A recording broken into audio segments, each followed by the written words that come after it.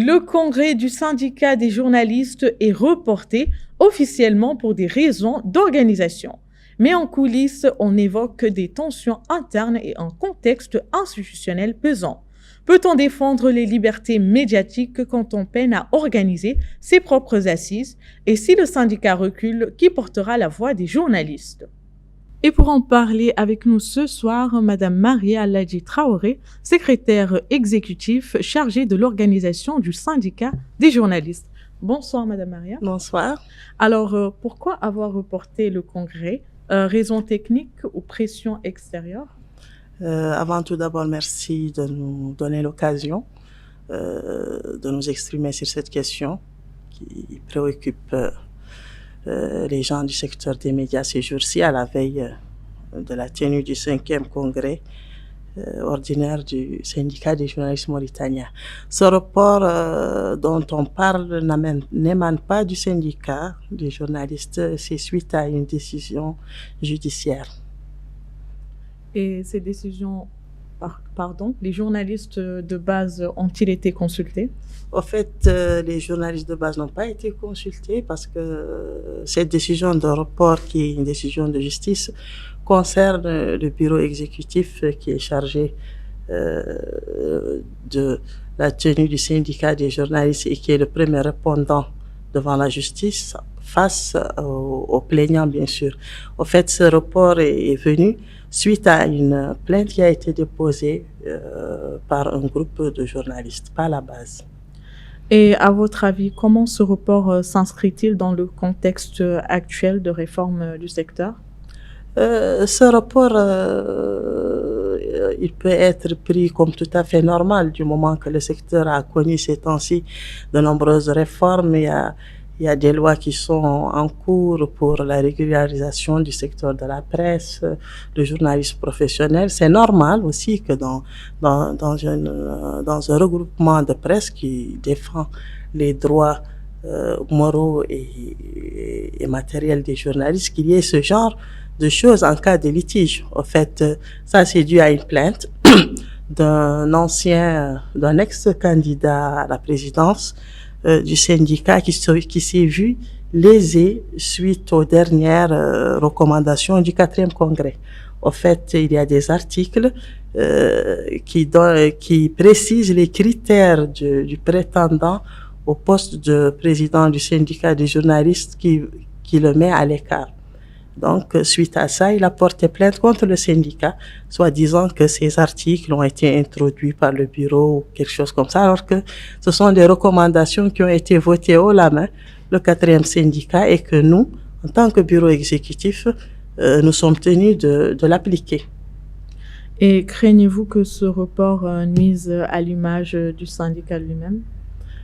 Pourquoi ce report va nuire à l'image du syndicat du moment où le syndicat n'y est pour rien? Parce que le syndicat aussi, il faut reconnaître qu'en Mauritanie, on a des lois, on a une justice et quand une décision judiciaire est prise, personne ne peut aller à l'encontre de cette décision. Et selon vous, Madame Maria, quel signal cela envoie-t-il à la jeune génération de journalistes?